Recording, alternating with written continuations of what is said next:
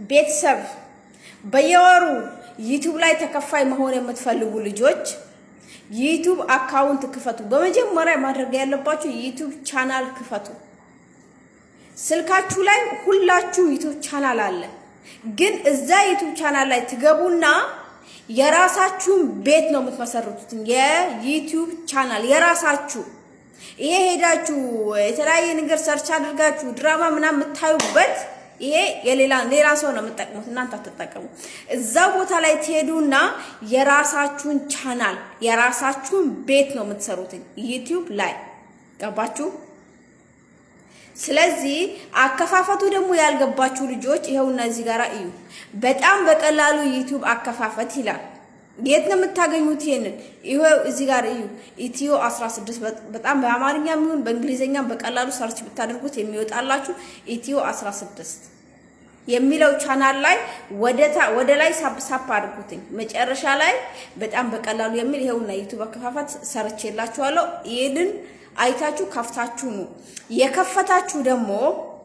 የከፈታችሁ ምን ልስራ ምን ላውራ ምን ልበል ብላችሁ ጭንቅ ያላችሁ ልጆች ቪዲዮ መስራት የማይመቻችሁ በፍጹም ማይመቻችሁ እረፍት ያላገኛችሁ ልጆች ንገሩኝ፣ እሰጣችኋለሁ። እኔ የምሰጣችሁ ቪዲዮ እኔ ራሴ ቪዲዮ ሰርቼ እሰጣችኋለሁ። ቻናላችሁ ላይ ትለቃላችሁ።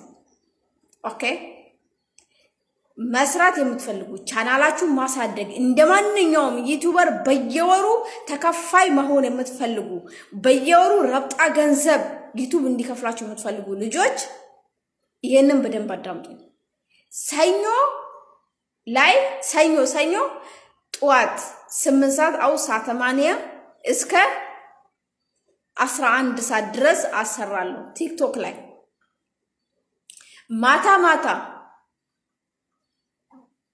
ከ3 ሰዓት አው ሰዓት እስከ 12 ሰዓት ድረስ 12 ሰዓት ማለት በኢትዮጵያ ከሌሊቱ 6 ሰዓት በዚህ አቆጣጠር 12 ሰዓት ማለት ነው። ይሄንን ዩቲዩብ ላይ ነው ማሰራችሁ ከ3 ሰዓት እስከ 12 ሰዓት ድረስ። በጧቱ ደግሞ ከ8 ሰዓት አው ከ2 ሰዓት በዱባይ አቆጣጠር 2 ሰዓት 8 በሳዑዲ ደግሞ ሰዓት 7 በኢትዮጵያ 1 ሰዓት በጧቱ ከዛ እስከ 5 ሰዓት ድረስ 5 ሰዓት ማለት ቀን ማለት ነው። 11 ሰዓት 11 ሰዓት ድረስ አሰራችኋለሁ።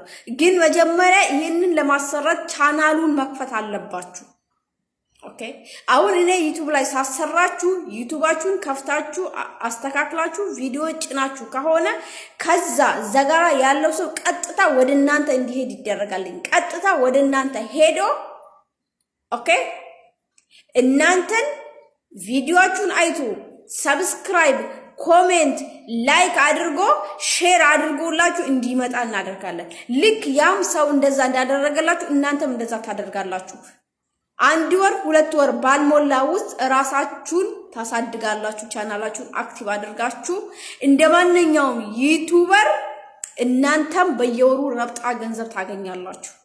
ኦኬ ስለዚህ ኑ ስሩ። ገንዘብ የማይፈልግ የለም፣ ሁሉም ይፈልጋል። ግን መምጫው ከየት ነው? ቀዳዳው እንዴት ነው? ስለዚህ ቪዲዮ መስራት የማይመቻችሁ ልጆች ድፍረት ያጣችሁ ልጆች እኔ አለው ሰጣችኋለሁ። ከናንተ ምንም አልፈልግም፣ እንድትሰሩ ብቻ ነው የምፈልገው።